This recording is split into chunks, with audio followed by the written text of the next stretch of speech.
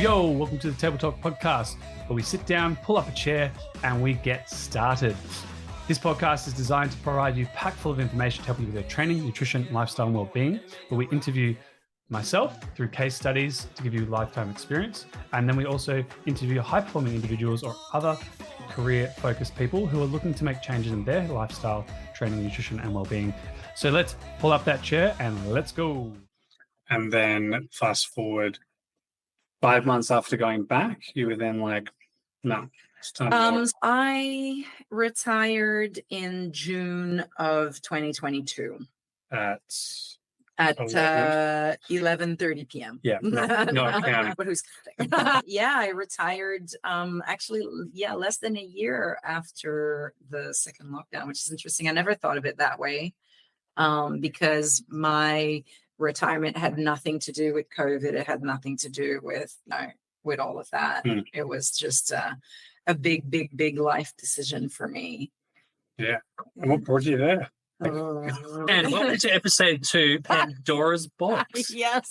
Well, I think that when you're grinding and you're working hard and you're really in it and your entire focus is to make your business successful and to grow your business and to make everything better, you never really stop to think about, how am I feeling today? Is this really the right thing for me? And, I had started feeling that I had been swimming against the current for a very long time, in the sense where there's a lot of things about my industry that didn't align with who I am as a person anymore, because all those years, I kept also growing myself as a person and my mindset and my mentality and getting to know myself better and what I want from life.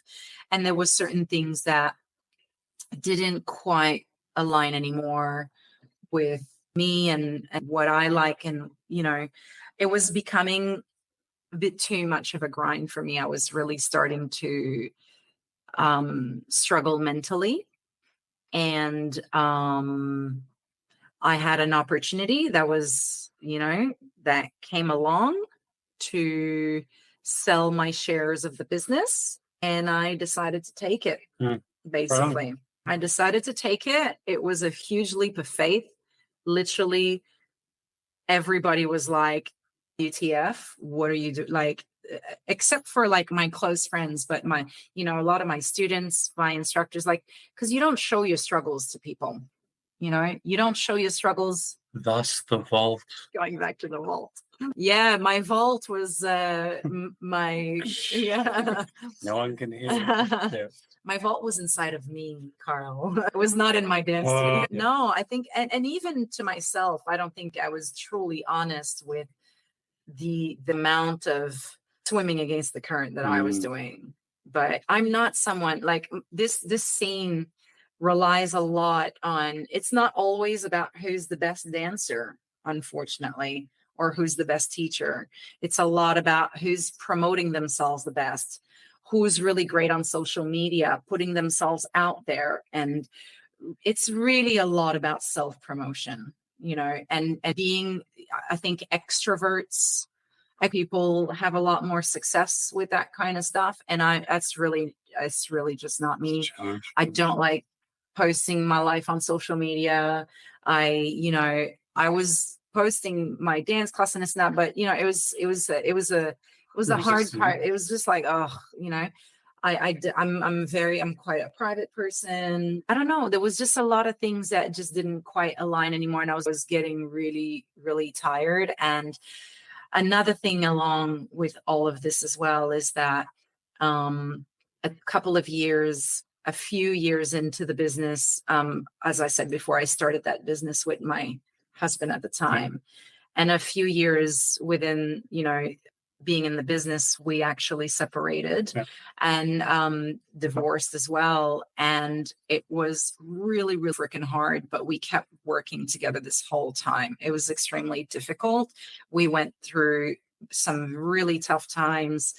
It was very difficult emotionally and mentally and spiritually to continue working, with each other simply just because, who wants to break up with someone and keep seeing them every day? Like it's a tough thing, and it brings a whole nother level of complexity when you're married. Like we weren't just boyfriend, girlfriend, like we were together for many years, and we were married. So it's a lot of broken dreams. It's a lot of broken hearts. It's a lot of challenges. We were even dancing together at the time. We were traveling together. We were teaching together. It was really tough. And then as the years went, our got better and better, and he, had his partner and now has kids and this and that. And I did my own thing. And so, but you know what, like, you do get to a point where you sometimes wonder, well, as much as you don't want them, like as much as we called each other, we're business partners, we barely considered ourselves. We never said ex-husband, ex-wife. Like that wasn't part of our vocabulary. Yeah. We were like, no, we're business partners. Right. But because that transition was hard and a bunch of different things happened, and, you can't help. I'm trying to put this in very, diplomatic words without really kind of giving away too much of the privacy of the thing. Of course. I think that it was a good thing for the both of us to not work together anymore. To sell it off. To move on with our lives fully and properly, even though we didn't really have trouble, necessarily getting along. We weren't like fighting or anything like that. I think that was just another kind of benefit of me leaving the business and him continuing to run it. And now he's got another amazing business partner, to run it with, and the studio is doing great. And I'm super, super happy for them. That's great because you can now, there's no attachment, but it's like, it's great that you're now both two different journeys, but both doing well. It's not like it's your fault because of this. No. It's like we've parted amicably. Correct. Yeah. Absolutely. And I was always really proud of how we were able to handle everything. And I think, he's a very, very respectful and respectable person. And I like to think the same of myself as well. So we were able to make it work. Yeah. But yeah, so leaving that challenge nonetheless in that journey of which has been great. There's a self-discovery as well to get to that point and go, oh my God. Like here's and how many times do you hear about people, there's an opportunity and they miss it and like, oh, if I'd only taken it, and you're like, taking it. So glad I did. I'm going to be really honest with you. At the time when that opportunity was presented, it was only just not long before I actually made the decision to leave it. It wasn't months and months in the making. It was not.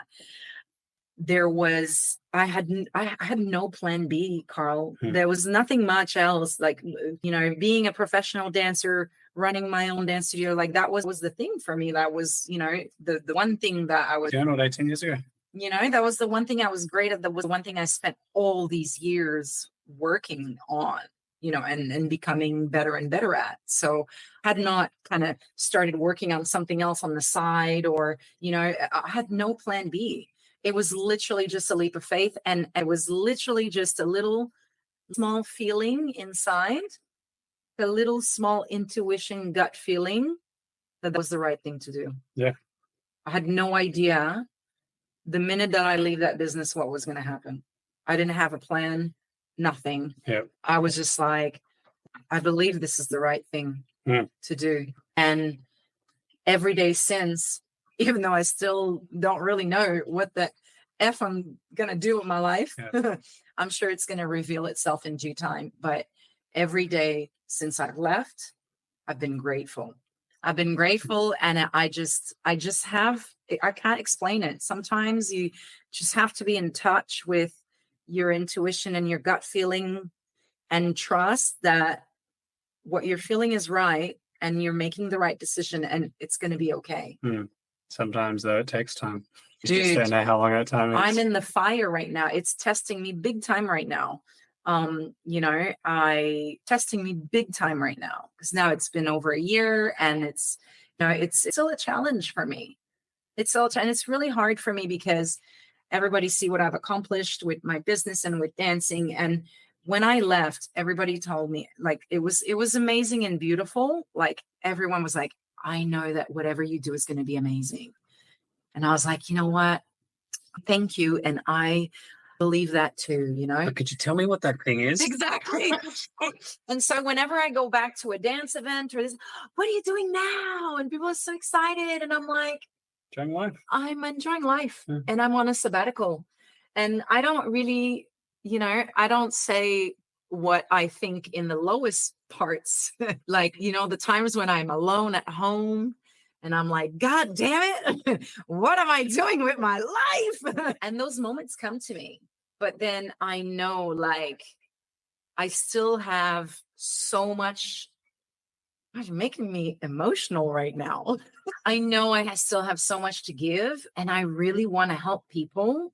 And I don't know yet how that's going to take shape, but I'm trying to just allow it to come into my life.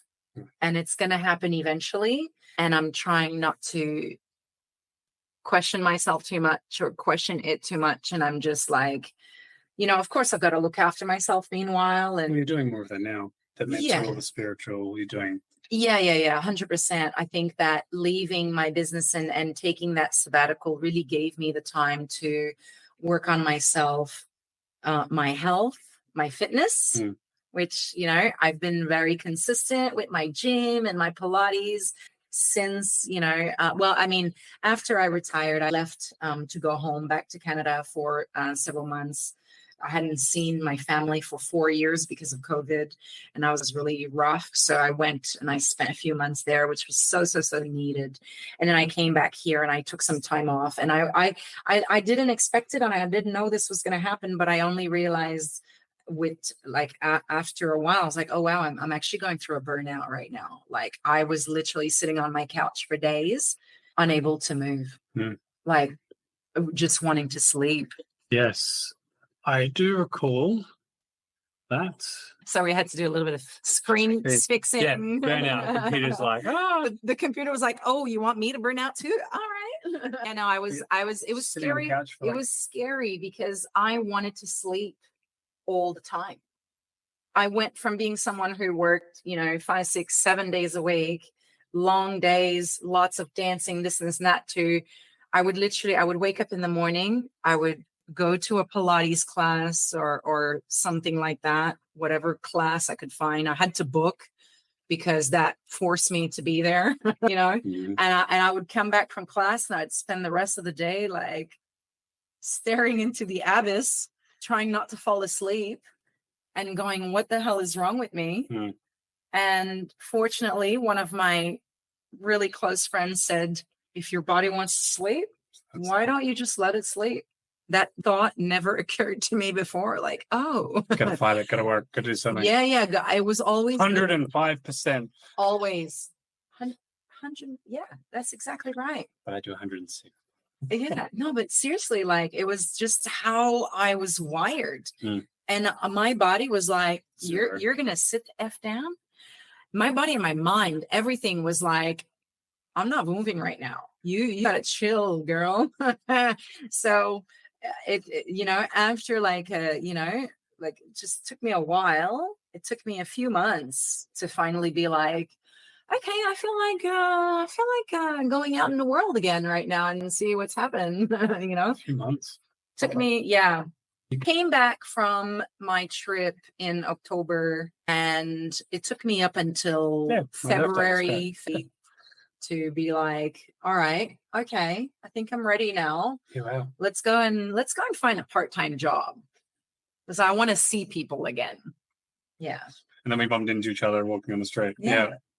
How have you been? Yeah. Oh, was that a big battle for you for those 4 months where it's like, yeah, okay, I'll rest, but don't really want to go out? Yeah.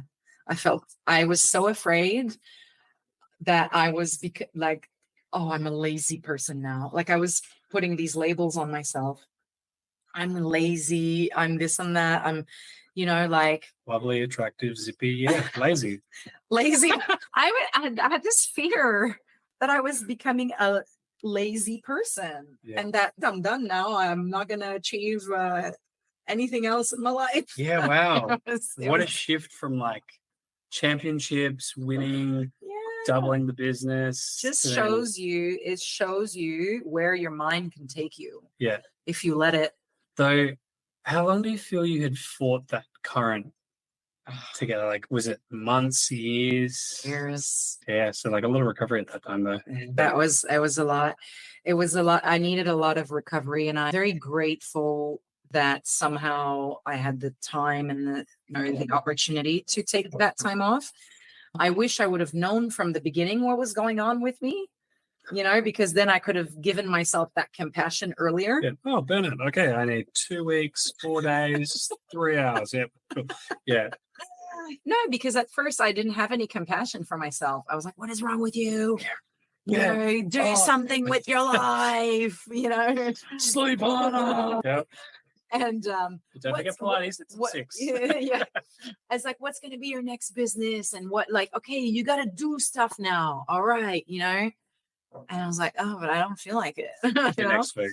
Yeah. Oh, 100%. Maybe 2 weeks. Yeah. Oh, got a bit of the COVID soon. Another week. Another No, week. such thing. So, yeah, but 4 months, then you looked for a part-time job, Mhm. got a part-time job, Mhm. and now That's they've extended your hours. No. So let's not talk They're about like, this. oh, she can work. So let's cut that part. No. Pandora box, part 2. Yeah. Not to be disclosed. Yeah, okay. Yeah. So it is now I'm just at a stage where I don't have all the answers, and that's okay. May own a business again in the future. That's very possible. I don't think I'm quite ready for that just yet. I still need a little bit more time to have a bit of a stress-free life, even if it's just, a 9 to 5, Yeah. and if it's just a regular full-time job, just to pay the bills. And I go in and I do my best and I do a great job, but then I can go home and just Do you? not have to think about business and this and that. I still feel like I have some healing to do around that. But yeah, in the future, I do see myself starting something new and something great. And I don't know how it's going to happen. I don't know where it's going to happen. I don't know what shape it's going to take, but it's out there Yeah. for me, and it's going to happen eventually. I'm trying to be patient with myself. I learned this little, nifty thing called self-compassion, which I highly recommend. Sorry, audio's not working. I can't. What? Self who? No, and it's really interesting because another thing that we haven't really touched on, and we could do a whole another podcast just about that. But being a dancer for my entire life, I have, I don't like to say battled, but I have dealt with. Sorry. I have dealt with eating disorders since the age of 12, 13 years old. And a very challenging, thing to deal with. And why was I saying that again? I lost my train of thought. I thought about the 12, 13-year-old me. Still having some healing to do. Yeah. I literally lost my train of thought. That happens sometimes. But you're on a point, so I talked about my I said the magic word ED, and then it was like, bloop. Okay, what? Where am I? Yeah. No, that I just remembered my train of thought. Yeah, so I have been dealing with an eating disorder since I was 12, 13 years old. And one of the I had to do a lot of therapy around it, and it came back with a vengeance. When I started my business, my symptoms just went crazy. Because it's mental, it's all in your mental, emotional, psychological. And so when I was going through that really rough time when starting the business, my eating disorder just, came back with a vengeance. And it's been navigating this throughout my entire life and doing a lot of therapy around it. And so all of this to say that through my eating disorder therapy, I learned of something called self-compassion. And at first, the idea of self-compassion, I started learning about that when I was doing therapy when around the time of my divorce as well. So that was around, about 10 years ago, I started hearing about self-compassion. And at first, the concept was so foreign to me because I'm used to let's go, discipline, hard work, like, all that kind of thinking. And then I had this therapist telling me, but you've got to have compassion for yourself. Oh, we've got to go 110. And I'm like, what do you mean? Like, no, I've got to get my shit together is what I need to do right now. Yeah, exactly. So that thought of self-compassion, it was just like, what do you even, but I'm like, all right, fine. You're the expert. I'll listen, You could have walked out though. I didn't. No, I didn't because I am all about growth. I am all about growth since, I started that self-help, that personal growth journey when I was a teenager because I was like, there has to be a better way. I'm so miserable. All my ways of thinking are not working for me. There has to be a better way to look at life and to deal with my emotions and, or to change my mindset because no way that I'm stuck in this mindset, So I was always been about growth. So when, that concept of self-compassion came into my life, it was really tough, but little by little. And now I can tell you 10 years later, that that 10 years after I've heard of self-compassion for the first time and, started reading about it or, having different resources around it and then being told by many different, therapists or, friends and this and that. Now I'm like, you know what? I'm going through a hard time right now. Let me have some self-compassion for myself and let me be patient with myself rather than beating myself up for not having everything figured out. And that's okay. It's okay. Whoever needs to hear it out there, you're going to be okay. It's going to be okay. You're okay. You don't need to have everything figured out all the time. You don't need to, there's no need to beat yourself into action. You can love yourself into action instead. All these things, when I used to hear that, I was love yourself into action. I was like, this is BS. Love it. Like, well, so actually, what I'm doing at the moment doesn't really work for myself. So let me try a different way. There has to be another way. There has to be another way of, I was constantly beating myself up into achieving more and doing more and you should be better. You need to be better. You need to be the best. You've done it, so you have to do even more. Yeah. And it's like, dude, there's another way. And I was like, oh my God, you mean I can be successful and also be like happy and loving myself at the same time? Wow. What? So foreign. But hey, let me give it a go because clearly I'm miserable, or I'm feeling miserable at times, as we all do at times. What if there is a better way? And that's something big that I learned through my eating disorder when I was doing a full-time program at RPA. Like I went through that whole 6-week thing because it got really rough at one point.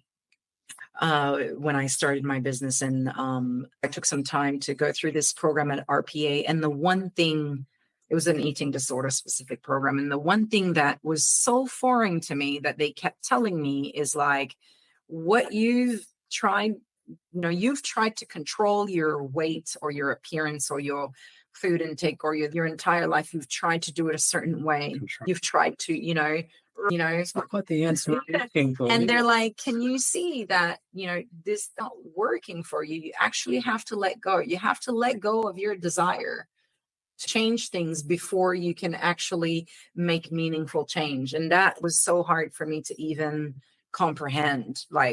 And I'm sure, maybe if some people are hearing this right now, you think, well, I can't let go. Can't let go of control. What's going to happen if I do? But that was a huge, huge, huge learning for me.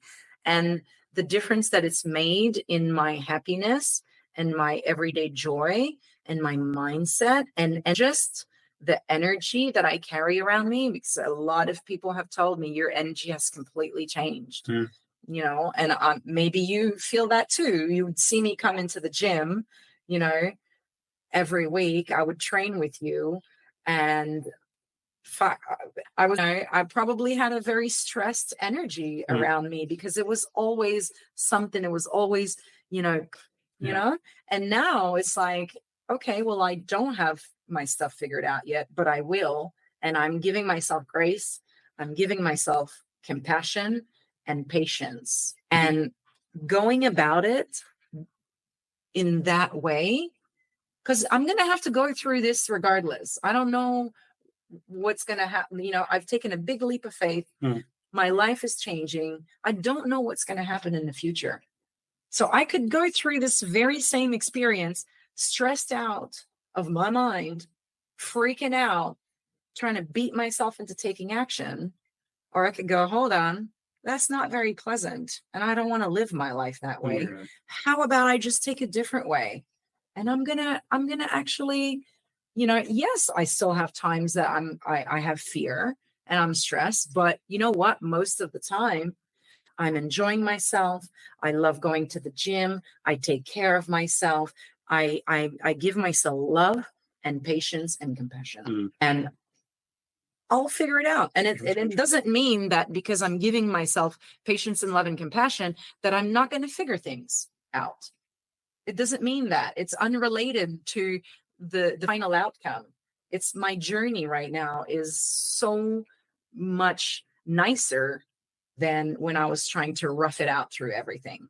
Probably to then, if you were to go back to your past self when you said you started the business, and was sort of just, what advice would you give yourself if you were to go back and give yourself advice then? Oh, this is a really good question. And knowing Josie then, it'd be like loving pleasure. Exactly. What would you know? That's the thing. What would it be? Because you're very practical. Like, it's like, give me something, I'm going to action it, I'm going to do it. So what would have been something that would have, or things, you know, from journaling, gratitude, because you're doing that maybe you've changed and evolved now to be where you are, which is great. What would that have? Yeah, no, 100%. Everything, like, so what I would tell that younger Josie, I'm not struggling her. I'm not strangling her right now. I'm centered. That was not, oh my God, it's so funny. No, okay. No, what I would tell younger Josie is exactly what I was just talking about.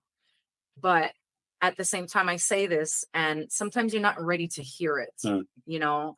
I think if someone would have come in and tell me that whole, you know, like, you know, even the self-compassion thing, it took me, you know, I've been hearing about it or studying it or reading about it for 10 years. And every, you know, every year it takes time to change. It just doesn't happen necessarily overnight. Not that, you know, some things can just click at some point or another, but definitely not beating yourself into achieving things would be probably one of the biggest advice. But then again, was I ready to hear it? I had to go through a lot of experiences in order to become the person that I am today. At the same time, I respect that process and send love to that old part of myself that was taught to trying to control everything and trying to, you know, power through everything through sheer will, you know, and trying to control circumstances. Yeah. What would you have said? Like, hand on heart, hand on shoulder, like, it's gonna be okay, trust the process, or hey, you need to sit down and end of the week journal. How are you feeling? I think that I would give her a big hug to try to calm down her, you know, nervous system because she was high strung, baby. And just listen to her and ask her questions. How do you feel? Why do you feel that way? How do you really feel? How do you really feel? And then just ask it once. Rather than just pushing the feelings down and just keep soldiering on. Yeah. Wow. Interesting. Just a hug and a few more questions. It's really hard to bring someone to tell someone who's really in their head about something really high strung, really like someone who's really freaking stressed out. If you tell them to calm down, like, that's not the way to go. The worst thing. I learned something amazing from Dr. Joe Dispenza, and I hope I don't butcher this, but he says, when you're in a certain level of mind, when you're in a certain, emotion, you can only accept information that is equal to that emotion. So I know I'm not explaining it the way that he does, but this piece of information has made such a difference in my life, because I realize if I'm stressed out, if I'm high strung, no amount of, people telling me things or trying to positive, think it through, like, it's not going to register, because when you're in that emotion, you will only, connect and accept what's coming in that's at that same level. So I've learned to now really self-regulate my emotion, where I can, just regulate that emotion of whether it's anger or fear or stress or whatever it is, to just kind of self-regulate it. And then the positive thinking and the positive beliefs and the things can come in and be like, you know what, actually, yeah, there is another way to do this. There is going to be a solution. It is going to be okay. You can't accept that when you're like, like it just doesn't work. Yeah. And I've experienced it with people, when, my friends or, my students, when they're freaking out about something, it's very hard to just be like, it's going to be okay. No, it's not, like you first have to regulate those emotions and just kind of calm down a few levels. And how you do that is through, giving someone a hug, through just sitting down and listening to them, or, it's not by trying to stuff information into their minds.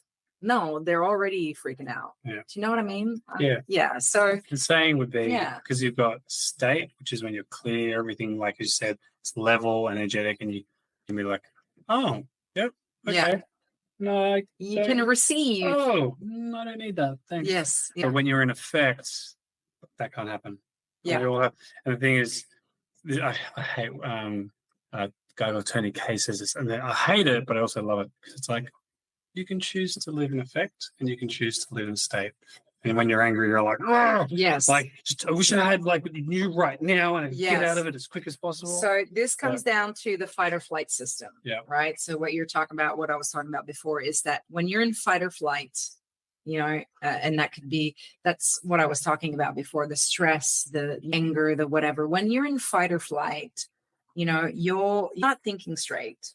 Your prefrontal cortex is switched off, and you're thinking from the limbic brain, and it's all reaction.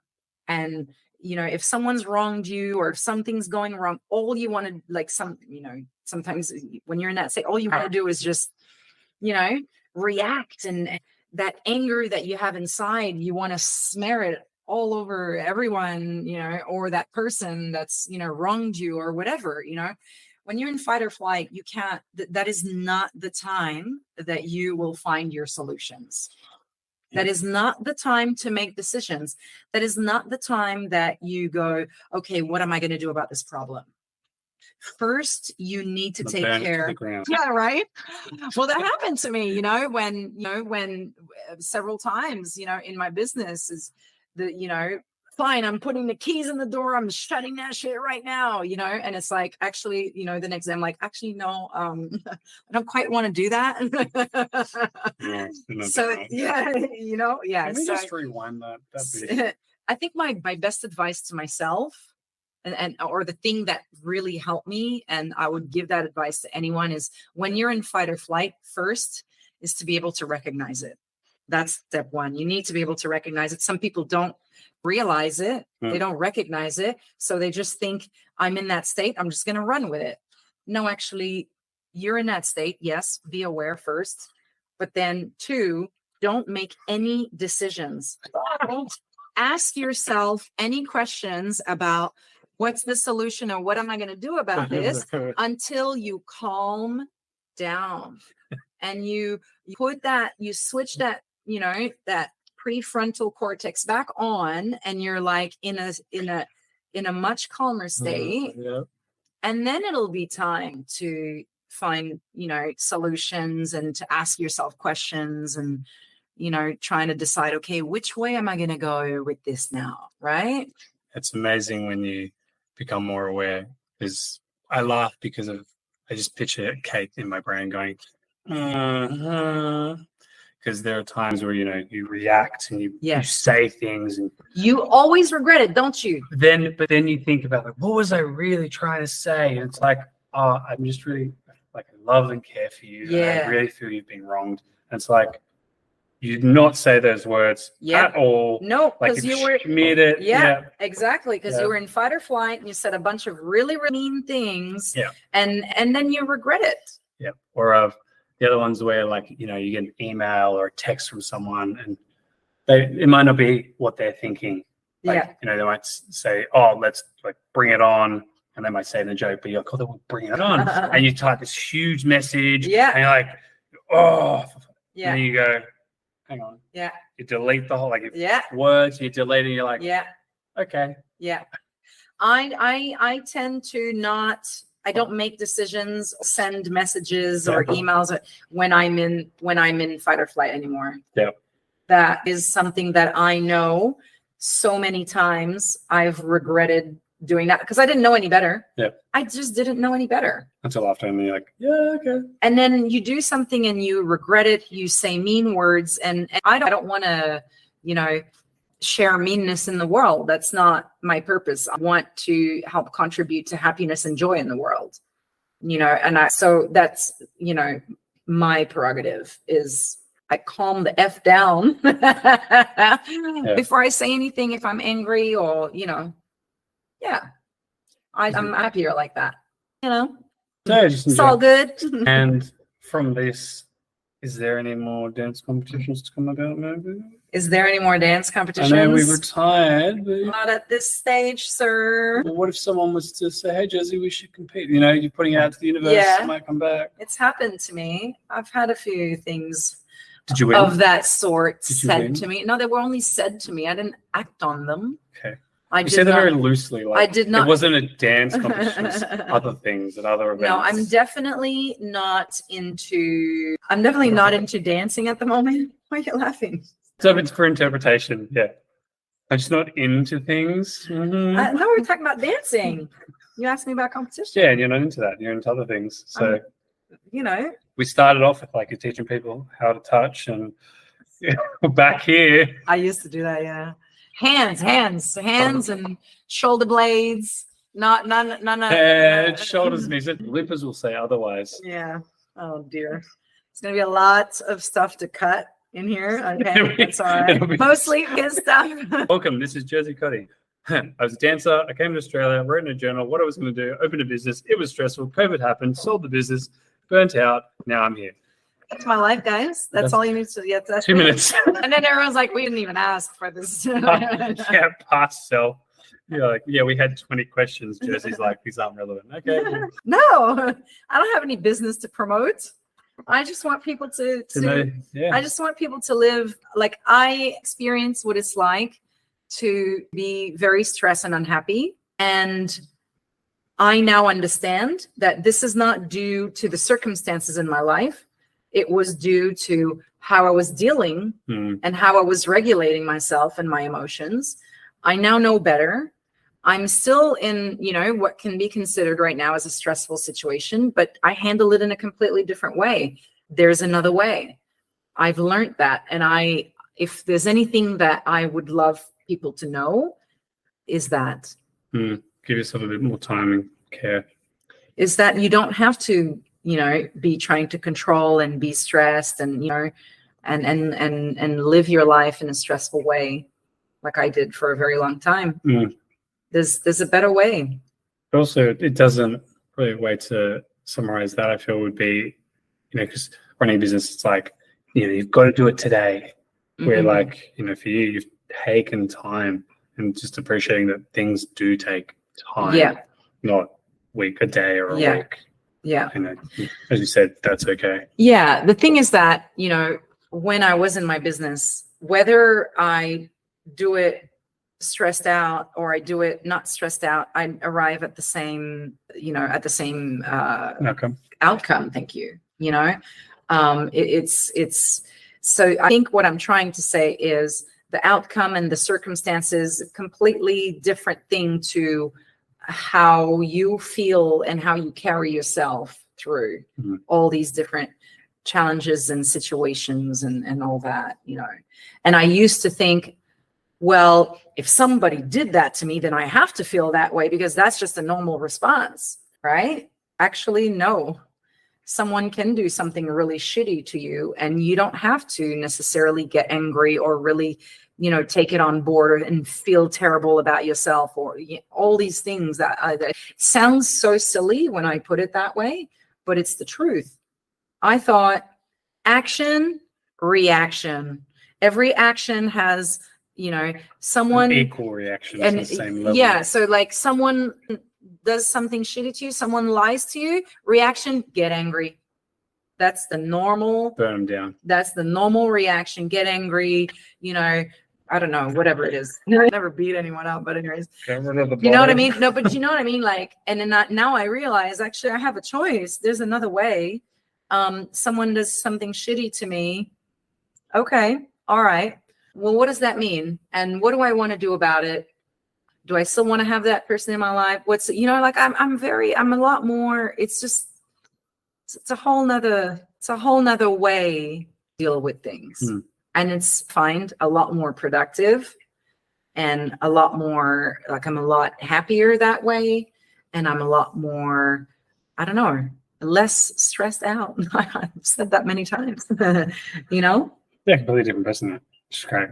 But it took a lot of work. Challenges still. Yeah, it took still a lot. Growing. It took a lot of work to get there. And the little Josie that was just starting her business, you know, she wasn't ready to hear all of that stuff. I had to go through a lot of really shitty things to really, you know, become the person that I am today. But now you're exercising. You're like, oh man, it was great.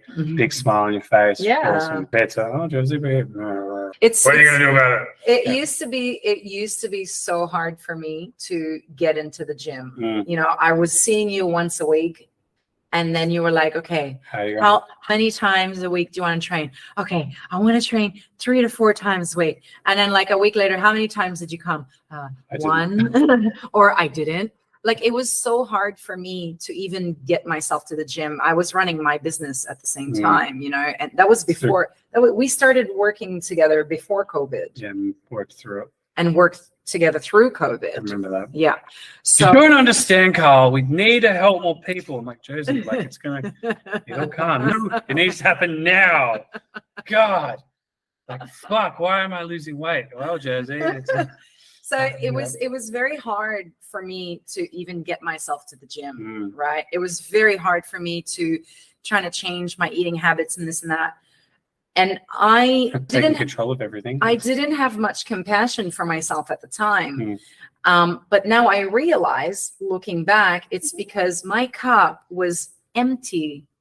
Carl, my cup was empty. I was like in bed, my alarm would ring, and I'm like, I have to go to the gym now. I remember that. Like I couldn't. I couldn't. My cup was so empty. I did not have more to give. Or was it filled for nothing else? My cup was empty emotionally. Yeah. My cup was empty with the amount of things that I could deal with because everything was going to my business. Yeah. Everything was going to my business. And I realize that now. Back then, I thought, I'm so lazy. I should be doing more. I should be doing better. Why can't I just get to the gym 3 to 4 times a week? Why can't I even do that? Why can't I just, you know, I was beating myself up. Yeah. You know, it was very hard for me. And now I realize it's literally because I had nothing more to give. And now looking back, I think I'm able to have that self-compassion. You know, and now I'm able to have that cup being full, and I love going to the gym, and I'm going 5 days a week for the last over a year. Nice. And except when, you know, injuries, which don't get injured. That's really hard when you've been a professional dancer for 35 years. Yeah. No, so sometimes I've got to give myself that grace and that patience. I only went to the gym, you know, last week 3 times because my back was killing me. And fortunately, I have an awesome chiro called Amy Mason. You should all go see her. She's at 74 Pitt Street in Sydney. Wow, I didn't just like blend with the camera. And she fixes me every time. Right. But 35 years of plus of, professional dancing, of full-time dancing will do that to you. Sometimes I do have pains. So last week I only went to the gym 3 times, and you know what? I was okay with it.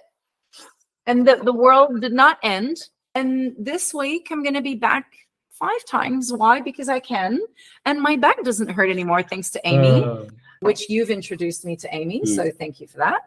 And self-compassion, patience. And leave it at that. and I think that's the message for today. Yeah. Well, till next time, and when we get Josie back on, episode, well, this will divide into a few episodes, but we'll divide into Pandora's Box Part 2. Thank you. Hey, thanks so much for joining the episode of Table Talk today. We hope you found some helpful tips and inspiration in staying healthy and fit, even with a busy schedule. Be sure to subscribe to our podcast. Stay tuned for our next conversation. Until then, keep prioritizing yourself, your health, your fitness, and we'll see you on the next Table Talk.